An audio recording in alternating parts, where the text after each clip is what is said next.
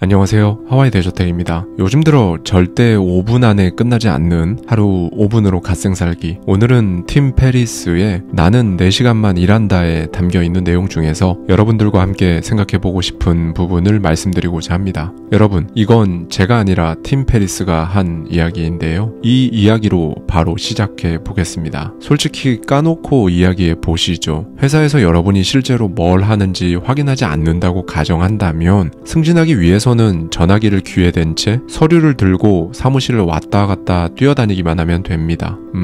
저 직원 엄청 열심히 일하는군. 저 친구를 승진시켜주게. 이렇게 말이죠. 다시 한번 말씀드리지만 이건 제 의견은 아니고 저자의 의견입니다. 하지만 분명한 건 유감스럽게도 이런 행동은 여러분의 개인적인 성취나 경제적 자유, 그 어떤 것에도 1도 도움이 되진 못할 거예요. 저자는 시간 관리는 이제 그만하라고 합니다. 아예 시간 관리라는 것 자체를 잊어버려라 라고 하죠. 참고로 여기서 말하는 시간 관리는 개인적인 삶의 영역이 아니라 일과 같은 비즈니스적인 부분에 대해 말씀을 드리는 겁니다. 바쁘다는 것은 중요하지만 하기 싫은 일을 피하기 위한 핑곗거리로도 굉장히 자주 이용되죠. 사실 바쁘다는 핑계는 거의 끝도 없이 만들어낼 수 있습니다. 저자는 9시부터 6시까지가 아니라 더 적게 일하면서 더 많은 성과를 올리는 것이 그냥 하는 말이 아니라 진짜로 가능하다고 강조합니다. 그러면서 저자는 효과와 효율에 대해 이야기하는데요. 효과라는 것은 여러분이 목표에 가까워지도록 일을 하는 것인 반면에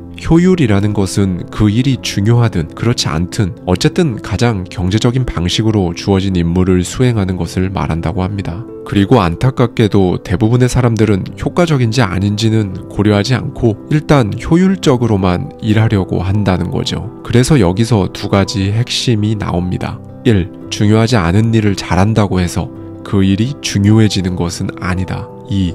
많은 시간이 들어가는 일이라고 해서 그 일이 중요한 것은 아니다. 이렇게 두 가지예요. 결국 이 핵심 중에서도 핵심은 중요한가인 겁니다. 저자는 익숙한 두 가지 개념을 통해 이 부분에 대해 명쾌하게 설명을 해주는데요. 바로 파레토의 법칙과 파킨슨의 법칙입니다. 파레토의 법칙은 기본적으로 부와 소득의 80%는 전체 인구의 20%에 의해 생산되고 소유된다는 원칙이죠. 저자는 이 법칙은 어디서나 적용된다고 합니다. 예를 들면 80%의 결과는 20%의 원인으로부터 나온다. 80%의 결과는 20%의 노력과 시간으로부터 나온다. 80%의 회사 이익은 20%의 제품과 고객으로부터 나온다. 80%의 주식시장 이익은 20%의 투자자와 20%의 개인 포트폴리오에 의해 달성된다는 것들이죠. 이런 식으로 응용할 수 있는 영역은 무한하게 많습니다. 물론 이 비율은 때로는 한쪽으로 훨씬 더 심하게 쏠리기도 하죠. 90대 10, 심지어는 95대 5가 드문 것도 아니니까요. 이쯤에서 저자의 개인적인 스토리로 돌아가서 저자는 이 파레토의 법칙을 24시간 안에 자신의 삶에 그렇게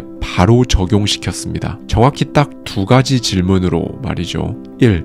내 문제와 불행의 80%를 일으키는 20%는 무엇인가? 내가 원하는 수입과 행복의 80%를 창출하는 20%는 무엇인가? 이렇게 두 가지예요. 그러면서 저자는 자신이 했던 방법을 상세하게 말해주는데요. 저자의 이야기를 한번 들어보시죠. 나는 24시간 안에 말 그대로 내 인생을 영원히 바꾸고 현재 내가 누리고 있는 라이프 스타일을 가능하게 해준 간단하지만 정서상 하기 어려운 몇 가지 결정을 내렸다. 나는 95%의 고객과는 계약을 해지했고 2%는 아예 잘라버렸으며 특징을 분석해 나중에 방법적으로 사용할 수 있을 만한 상위 3%의 고객만 남겨두었다. 결과를 보면 120곳 이상의 도매 고객 중에서 단지 5곳 고객이 수입의 95%를 가져다 주었다. 이 5곳의 회사는 어떤 후속적인 전화나 설득, 감언이설 없이도 정기적으로 주문을 했기 때문에 나는 내 시간의 98%를 나머지 회사들을 쫓아다니며 일을 처리하는 데 쓰고 있었다. 다시 말하면 나는 오전 9시부터 오후 5시까지 뭔가를 하는 척하기 위해 일했던 것이다. 내 목표는 오전 9시부터 오후 5시까지 계속해서 일하는 것이 아니라는 사실을 깨닫지 못했다. 그건 일을 위한 일을 하는 전형적인 사례였다라고 말이죠. 그러니까 저자는 그 당시 자신의 모든 문제와 불만은 수입의 5%만 차지하는 소위 비생산적인 다수의 고객으로부터 나오고 있다는 것을 깨달은 겁니다. 그 비생산적인 다수의 고객으로 인한 저자의 스트레스는 엄청났습니다. 수입의 5%만 차지하는 대상에게 자신의 모든 에너지, 어쩌면 그 이상을 쏟으면서 극악의 스트레스를 받았던 거죠. 저자는 이 문제를 이렇게 기억합니다. 골칫덩어리인 이들이야말로 온갖 문제를 유발하는데 중요한 것은 이것이 나를 자기 혐오에 빠지게 하고 우울하게 한다는 점이다. 그때까지 나는 사업의 대가로 그들의 위협과 모욕, 시간을 잡아먹는 논쟁까지도 감수해왔다. 하지만 나는 80대 20 분석을 통해 이 고객들이 하루 종일 나를 불행하게 만들고 분노를 일으키는 근원이라는 걸 깨달았다. 그들로 인해 내 개인 시간은 자주 침해받았으며 내 스스로 자학하며 야근을 하곤 했다. 마침내 나는 너무나 명백한 결론에 이르렀다.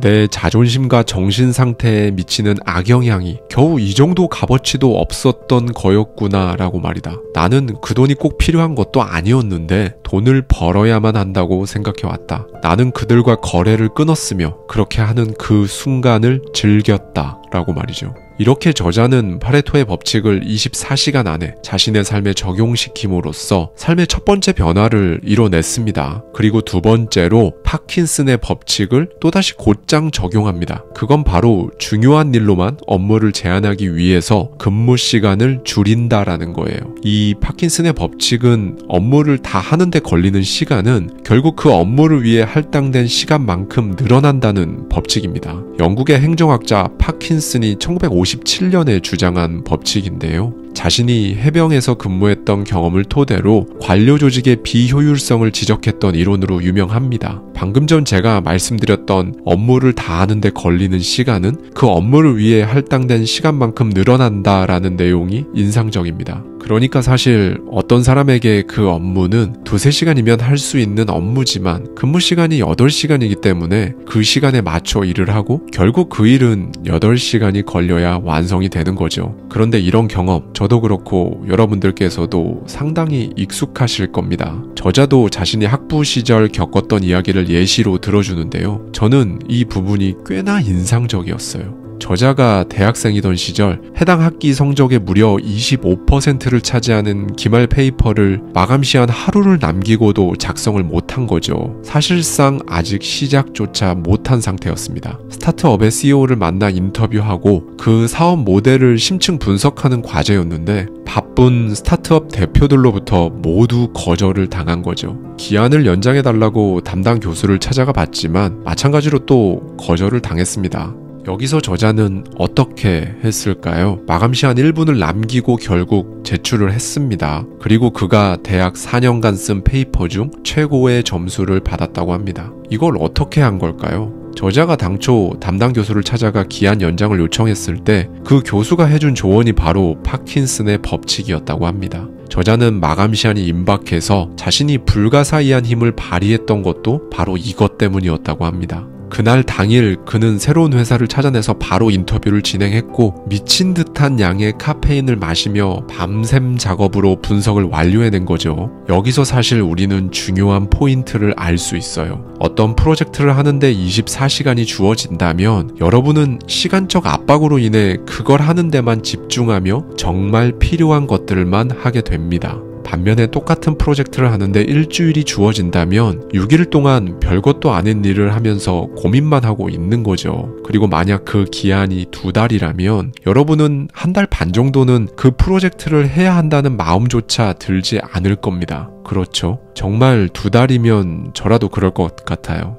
그리고 저자는 마감 시한이 짧으면 엄청난 집중력을 발휘하기 때문에 최종 결과의 퀄리티가 기간이 여유로웠을 때와 비교해서도 비슷하거나 오히려 높은 수준을 보이게 된다고 합니다. 오늘은 이걸 꼭 기억해 주셨으면 좋겠습니다. 만약 누군가 여러분 머리에 총을 겨누고 시간을 많이 잡아먹는 여러 일 중에 80%는 그만두라고 한다면 어떤 것들을 걷어내실 건가요? 당연히 현실에서 이런 상황은 발생할 일은 없겠지만 스스로 한번 생각해 보는 거예요. 여러분이 지금 하는 것이 일이든 공부든 투자든 그 무엇이 되었든 만약에 내가 지금 하고 있는 것들 중에 80%를 걷어내지 않으면 죽는다 라고 말이죠. 그러면 여러분은 꽤 의미 있는 답을 찾으실 수 있을 겁니다. 그리고 마지막으로 딱 한 가지만 더 말씀드리고 싶어요. 80%를 걷어내고 여러분이 집중해야 할 그 일, 양적으로는 20%에 불과하지만 여러분에게는 80% 이상의 중요도를 지니고 있는 그 일, 그걸 하실 때에는 즐기면서 하는 게 아닙니다. 여유 있게 하는 게 아니에요. 너무 많은 분들이 여유 있게 또는 보통 정도의 집중력과 에너지를 들이면서 왜 최고의 결과가 나오지 않는지에 대해 실망하시죠. 그리고는 결국 스스로의 능력이 부족했기 때문이라는 결론을 내리기도 합니다. 그런데 보통 그거 아니에요. 제가 어린 아이였을 때 부모님과 계곡으로 물놀이를 갔다가 익사할 뻔한 적이 있었어요. 다행히도 아버지께서 제 머리카락을 잡고 끌어올려 주셔서 살 수 있었지만 그 순간 어린아이였음에도 엄청난 죽음의 공포와 함께 들었던 그 생각을 저는 아직도 생생히 기억합니다. 지금 이 물 밖으로 못 나가면 죽는다 라는 생각이었죠. 저는 저에게 가장 중요한 일을 할 때 이 마음으로 합니다. 여러분에게 가장 중요한 그 일을 여러분은 어떤 마음으로 하고 계신가요? 감사합니다. 지금까지 하와이 대저택이었습니다.